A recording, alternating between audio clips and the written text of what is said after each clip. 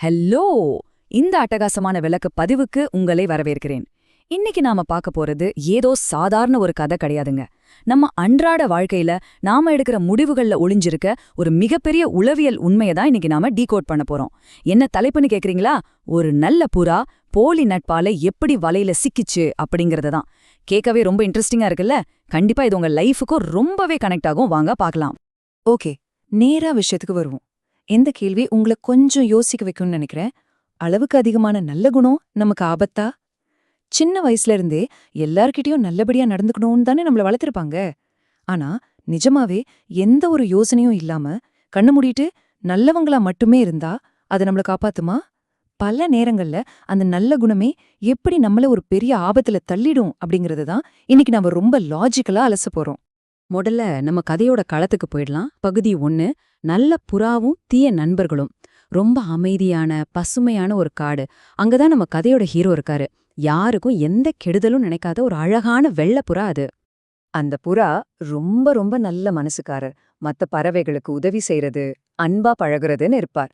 ஆனா இங்கதான் ஒரு ட்விஸ்ட்.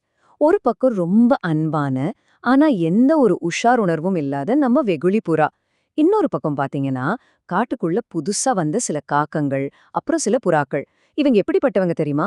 ரொம்ப சோம்பேறிங்க, பேராசை பிடிச்சவங்க, ஈஸியா உணவு கிடைச்சா போதும்னு நினைக்கிறவங்க. நம்ம ஹீரோ பூராவுக்கு இருந்த ஒரே ஒரு பலவீனம் என்னன்னா, இது யார் நல்லவங்க யார் கெட்டவங்கன்னு கொஞ்சம் கூட ஆராயாம எல்லாரு கூடயும் ரொம்ப ஈஸியா பழகிடும். இந்த ஒரு குணம்தான் அதுக்கு ஒரு பெரிய ஆபா மாறப்போகுது. அந்த கெட்ட பறவைகளெல்லாம் சேர்ந்து நம்ம நல்ல புறாவை எப்படி பிரெயின் வாஷ் பண்றாங்கன்னு இந்த வார்த்தைகளை கவனிங்க. நாம ஒரு இடத்துக்கு போலாம், அங்க நிறைய தானியம் இருக்கு, வான்னு கூப்பிடுறாங்க. ஆனா தெரியாத இடத்துக்கு போக நம்ம புறா கொஞ்சம் தயங்குனப்போ அவங்க யூஸ் பண்ண வார்த்தைகள் தான் இன்னைக்கு நாம சொல்ற அந்த பியர் பிரஷர். அதாவது, நீ ஒரு பயந்தாங்கொள்ளி, வாழ்க்கையில கொஞ்சம் தைரியம் வேணும், எங்க கூட வா, வயிறு முட்டை சாப்பிடலான்னு உசுப்பேத்துறாங்க. நம்ம ஈகோவை சீண்டி ஒரு தப்பான முடிவை எடுக்க வைக்கிற அந்த கிளாசிக் தந்திரம் தான் இது. உள்ளுணர்வு வேண்டான்னு சொல்லியும் அந்த கெட்ட நண்பர்களோட கேலி பேச்ச தாங்க முடியாம நம்ம புறா தன்னோட சொந்த புத்தியை இழந்துருது. எங்க நம்மள கோழன்னு நினைச்சிடுவாங்களோ அப்படிங்கிற அந்த ஒரே காரணத்துக்காக அந்த கூட்டத்தோட சேர்ந்து போக சம்மதிக்குது. கொஞ்சம் யோசிச்சு பாருங்க, நம்மளே நம்ம லைஃப்ல மத்தவங்க என்ன நினைப்பாங்களோன்னு பயந்து எத்தனை வேண்டாத விஷயங்கள்ல தலையிட்டிருப்போம் இல்லையா? அப்படியே அடுத்த கட்டத்துக்கு போவோம். பகுதி 2, பேராசையும் வேடனின் வலையும். இப்போ ஆபத்து ஆரம்பமாக போகுது. கவனிங்க.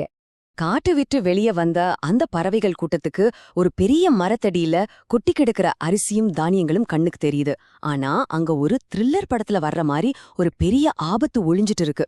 புதருக்கு பின்னாடி ஒரு வேடன் மறைஞ்சிருக்கான். ஒரு பெரிய வலைய தரையில விரிச்சு அதுக்கு மேல தானியங்களை தூவி வச்சிருக்கான். பார்த்தாலே தெரியுது அது ஒரு சூப்பரான பொரி. இந்த இடத்துல ஒரு முக்கியமான விஷயத்த நாம கவனிக்கணும். கீழே இறங்கும்போது நம்ம நல்ல புறாவோட மனசுல நச்சுன்னு ஒரு கேள்வி வருது. என்னடா இது, இவ்ளோ தானியம் ஒரே இடத்துல எப்படி இருக்கும் அப்படின்னு யோசிக்குது. இதுதாங்க அந்த கிரிட்டிக்கல் திங்கிங். மூளை கரெக்டா வேலை செஞ்சு வரப்போற ஆபத்தை முன்னாடியே அலர்ட் பண்ற அந்த முக்கியமான தருணம் இது. ஆனா அங்க என்ன நடக்குது தெரியுமா? புறாவோட 6th சென்ஸ் அலர்ட் பண்ணியும் அது தன்னோட அறிவை யூஸ் பண்ணல.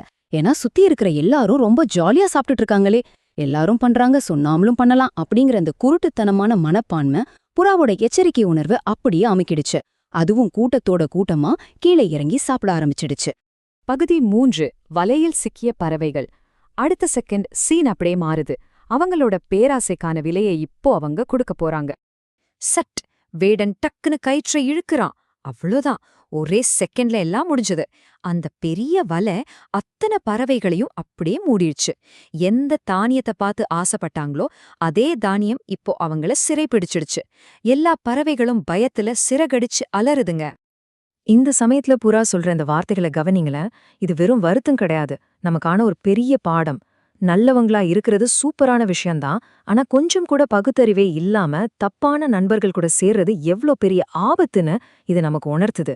நான் நல்லவன்தான்ப்பா, ஆனா என் சூழ்நிலை என்ன கெடுத்துடுச்சுன்னு சொல்றதுல எந்த அர்த்தமும் இல்ல அப்படிங்கறத நம்ம புறா இப்ப ரொம்ப லேட்டா புரிஞ்சுக்குது. ஆனா வெயிட் பண்ணுங்க, கதை இதோட முடியல. எப்பவுமே ஒரு வீழ்ச்சி இருந்தா ஒரு எழுச்சி இருக்கும் இல்லையா? பகுதி 4, ஒற்றுமையே பலம். இந்த பறவைகள் எல்லாம் சேர்ந்து இந்த கொடூரமான வலையிலிருந்து எப்படி எஸ்கேப் ஆக போறாங்கன்னு பாப்போம். இந்த மாதிரி ஒரு பயங்கரமான குழப்பமான சூழ்நிலையில ஒரு வயசான புத்திசாலி புறா ரொம்ப அமைதியா தன்னோட லீடர்ஷிப்ப காட்டுது. இப்படி பயந்து போய் அழறதுனாலயோ பதற்றப்படுறதுனாலயோ எந்த யூஸும் இல்ல.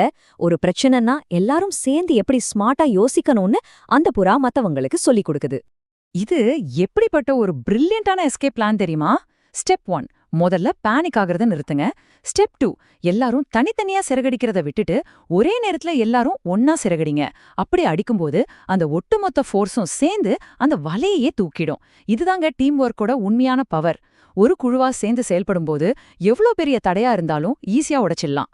அவங்க எல்லாரும் ஒன்னா சேர்ந்து சிறகடிக்க ஆரம்பிச்சதும் வாவ், அந்த பெரிய வலை மெதுவா அப்படியே மேல எழும்புது. அத்தனை பறவைகளும் அந்த வலையோடையே வானத்துல பறக்க ஆரம்பிக்கிறாங்க. கீழே நின்னுட்டு இருந்த வேடனுக்கு சுத்தமா ஒண்ணுமே புரியல.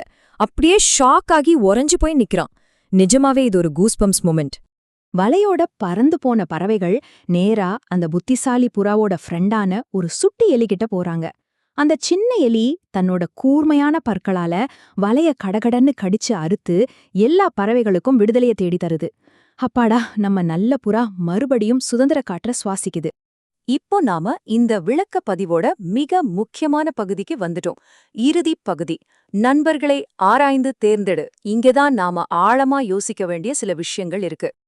இந்த கதையிலேருந்து நம்ம தெரிஞ்சுக்க வேண்டிய ஒவ்வொரு பாயிண்ட்டும் ரொம்ப ரொம்ப முக்கியம். முத விஷயம், நல்லவங்களா இருங்க, தப்பே இல்ல, ஆனா சிந்திக்க மறந்துடாதீங்க. ரெண்டாவது, யாராவது உங்களை வற்புறுத்துனாங்களோ இல்ல கேலி பண்ணாங்களோ அந்த பியர் பிரஷருக்கு எப்பவுமே அடிபணியவே கூடாது.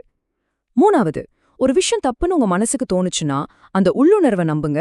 மத்தவங்க பண்றாங்க அப்படிங்கிறதுக்காக நீங்களும் பண்ணாதீங்க. கடைசியா, எவ்ளோ பெரிய நெருக்கடியா இருந்தாலும் சரி, சரியான லீடர்ஷிப் கீழ ஒரு டீமா நின்னா கண்டிப்பா ஜெயிக்கலாம்.